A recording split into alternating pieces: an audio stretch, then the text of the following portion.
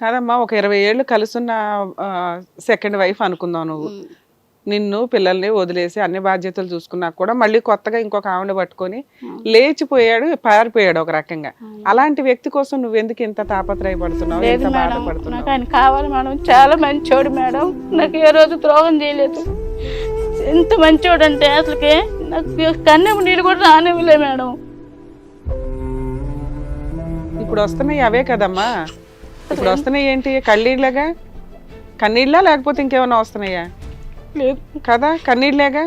ద్రోహం ఏంటి? అది ద్రోహం కాదా? నిన్ను వదిలేసి వేరే వాళ్ళతో లేచిపోవడం ద్రోహం కాదా? నీ మంచితనంతో నువ్వు అట్లా ఆలోచిస్తున్నావు, నీ పిచ్చితనంతో ఆలోచిస్తున్నావు. అది నీకు ద్రోహం చేసినట్టే లెక్క. ఆయన అర్థమవుతుందా? కన్నీళ్ళు రానివ్వకపోవడం ఏంటి? అతను వెళ్ళిపోయిన దగ్గర నుంచి ఏడుస్తున్నట్టే లెక్క నువ్వు.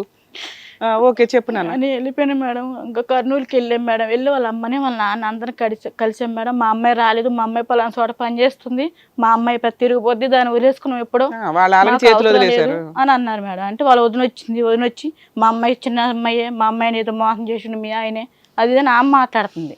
సరే అమ్మ ఇది అంత వద్దు, ఎందుకు, నా భర్త నాకు కావాలి, మీ కాడికి వస్తేనే నాకు చెప్పండి, మా కాడికి వచ్చి మీకు చెప్తామని ఫోన్ నెంబర్ తీసుకుని వచ్చేసినాం మేడం. వచ్చేసినాక ఇక ఆయనే ఫోన్ చేసిండు మేడం.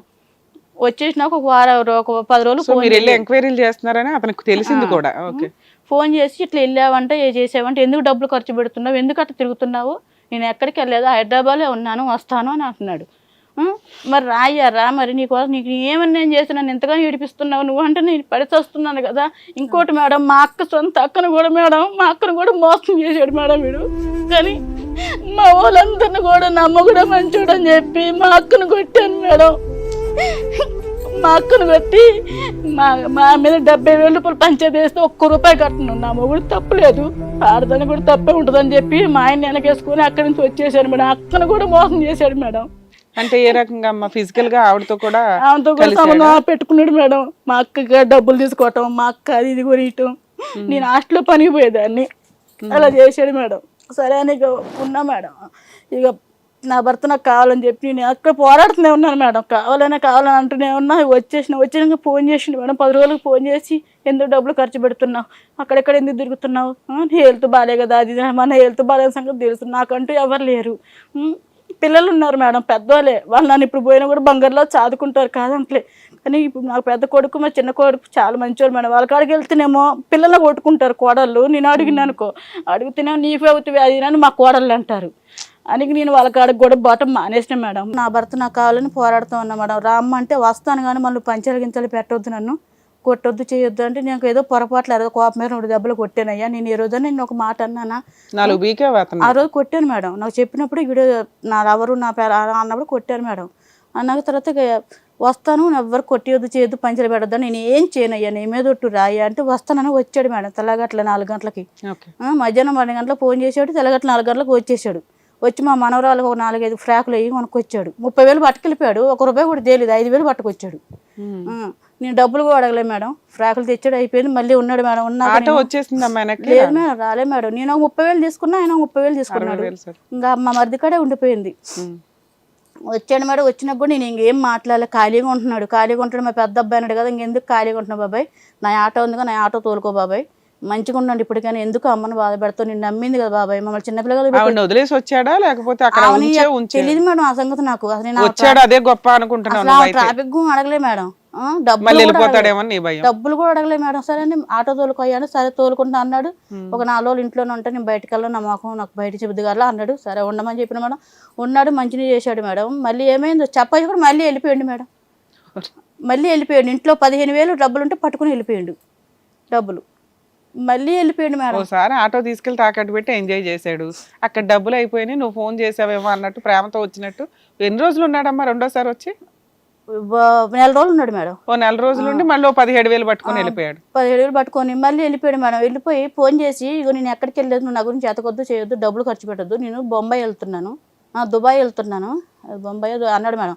అక్కడ పని చేసి డబ్బులు సంపాదించుకొని నిన్ను కూడా అక్కడికి తీసుకెళ్ళిపోతాను, సో అక్కడ సెటిల్ అయిపోదాం, నువ్వు ఎక్కడ తిరగకు, నా మీద నమ్మకం ఉంటేనే ఉండు, లేకపోతే అక్కడెక్కడ తిరిగి వేస్ట్ ఖర్చు పెట్టుకో అన్నాడు మేడం. సరే నేను ఆయన మీద నమ్మకంతో సైలెంట్గా ఉన్నా మేడం. ఫోన్ చేస్తూనే ఉన్నాడు మేడం. నువ్వు ఎలా ఉన్నా రోజు చేస్తున్నాడు ఫోన్ మాట్లాడుతూ ఉన్నా. కానీ ఒకరోజు నెల 15 రోజులు ఫోన్ చేసి ఏమని చెప్తున్నాడు మేడం, నేను హైదరాబాద్లో డ్యూటీ చేస్తున్నాను, ఇదిగో వీడియో కాల్ చేసి చూడు పేషెంట్ గట్రా అంతా చూపించాడు మేడం. నేను నమ్మాను మేడం. ఇక 15 రోజులు అయితే ఇంకో 15 రోజులు అయితే శాలరీ తీసుకుంటా, 2 నెలలు శాలరీ తీసుకొని వస్తాను, 30,000 రూపాయలు డబ్బులు వస్తాయి, నాకు డబ్బులు తీసుకొని వస్తాను అన్నాడు మేడం. సరే అయ్యా రాయాను. ఇక శాలరీ 2 నెలలు పూర్తి అయిపోయింది మేడం. శాలరీ కూడా తీసుకుంటున్నట్టుగా కూడా వీడియో చూపించాడు మేడం, వీడియో కాల్ చేసి ఇక డబ్బులు తీసుకుంటున్నాను, ఇక రైల్వే స్టేషన్కి వస్తుంది, ఇక ట్రైన్ ఎక్కుతున్నానని మొత్తం వీడియో కాల్ చూపించాడు మేడం. చూపించాడు. కరెక్ట్ 9 గంటలు ట్రైన్ ఎక్కుతుందని చెప్పాడు మేడం. 9 గంటలు ట్రైన్ ఎక్కాడు, ఫోన్ స్విచ్ ఆఫ్ పెట్టేశాడు మేడం. ఫోన్ స్విచ్ ఆఫ్ పెట్టేశాడు. పెట్టేసి మా అక్క పెద్దక్క నేను ఇంకా వస్తాడు చూస్తూ ఉన్నాం. కుక్క ఉంది నైట్గా కలిస్తే కుక్క కలుస్తుంది, మేము ఇద్దరు నిద్రపోకుండా చూస్తూ ఉన్నాం మేడం. ఇక రాలే మేడం, ఫోన్ స్విచ్ ఆఫ్ అయిపోతుంది, ఫోన్ ఆన్ కావట్లేదు. ఇక ఫోన్ మా అక్క ఇంటి ఎదురుగా ఒక పోలీస్ ఆయన ఉంటే ఆ ఫోన్ ఒకసారి కొంచెం లొకేషన్ చూడండి సార్, ఎక్కడ ఉన్నాడో చూడండి సార్ అంటే చూశాడు మేడం. చూసి తిరుపతిలో ఉన్నాడమ్మా అని చెప్పాడు.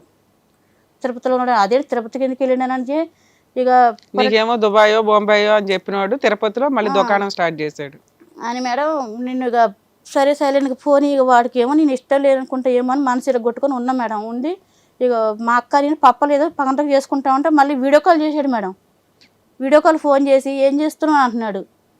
నాకమ్మా ఏం మాట్లాడాలి నాకేం అర్థం కాలేదు మేడం. ఇంకా ఎక్కువ మాట్లాడితే నూనె మొహాన్ని పోసేస్తా దగ్గరుంటే, అసలు నువ్వు మాట్లాడకు, ఎందుకు చేస్తున్నావు, నన్ను ఎందుకు టార్చర్ పెడుతున్నావు, నన్ను బతకనిస్తావా చచ్చిపోమంటావా అని తిట్టాను మేడం.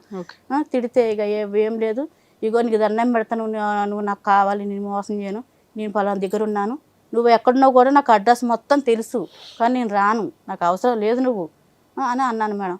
అంటే అంత స్ట్రాంగ్ గా ఉన్నదాన్ని ఎక్కడ దాకా ఎందుకు వచ్చావు?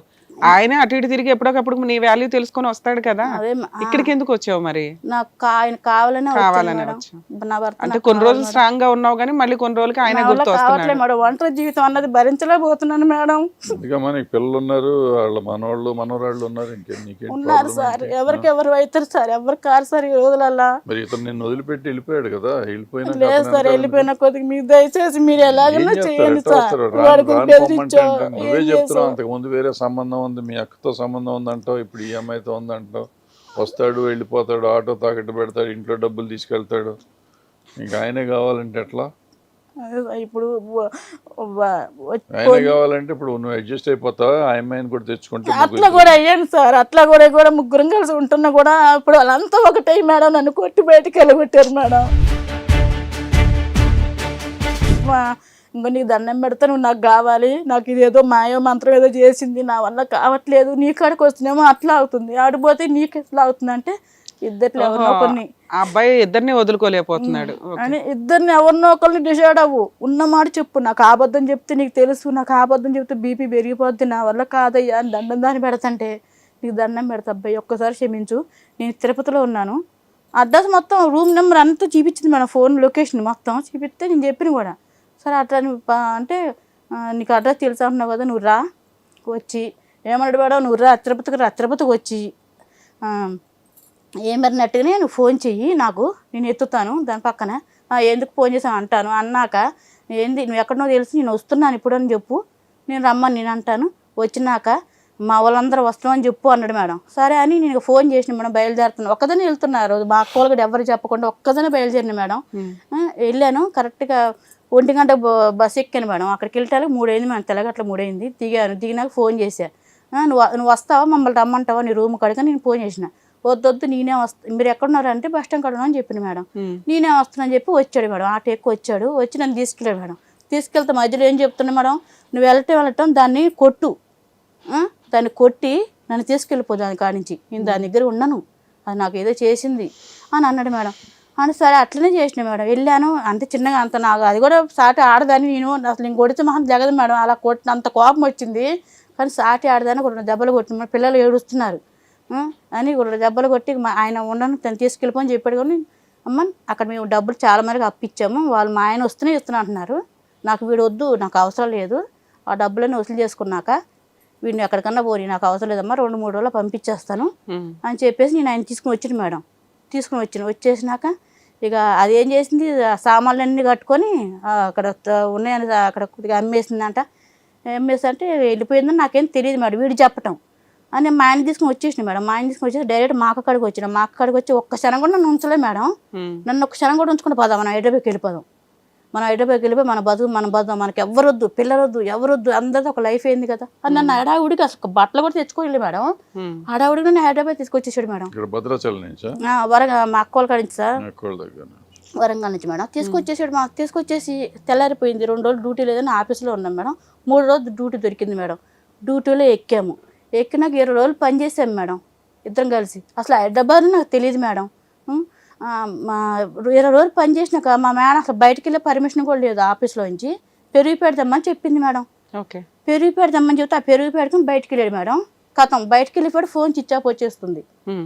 మేడం వెళ్ళిపోయాడు మేడం, ఎందుకు పంపించారు మేడం బయటకంటే, ఉండు సార్ అది ఎందుకు వెళ్తాడు వెళ్ళలే అని మా మేడం అంటుంది. ఫోన్ స్విచ్ ఆఫ్ వస్తే నాకు డౌట్ అయిపోయింది. వెళ్ళిపోయాడు మేడం, లేడు మేడం అని. ఇంకా మా సారు చేస్తే ఫోన్ రింగ్ అయిందంటే ఎత్తాడంట. అదేంటి సురేష్ ఎక్కడికి వెళ్ళావు? మేడం పెరుగుతామంటే వెళ్ళామంటే మరి టైం ఇక్కడ అవుతుంది, అన్నం పెట్టాలి పేషెంట్లు కానీ అంటే, లేదు సార్ నేను దారిలో ఉన్నా వస్తున్నా సార్ అని చెప్పినాడు మేడం. చెప్పినాక ఇంకా అన్నాడు. మళ్ళీ తర్వాత ఫోన్ స్విచ్ ఆఫ్ పెట్టాడు.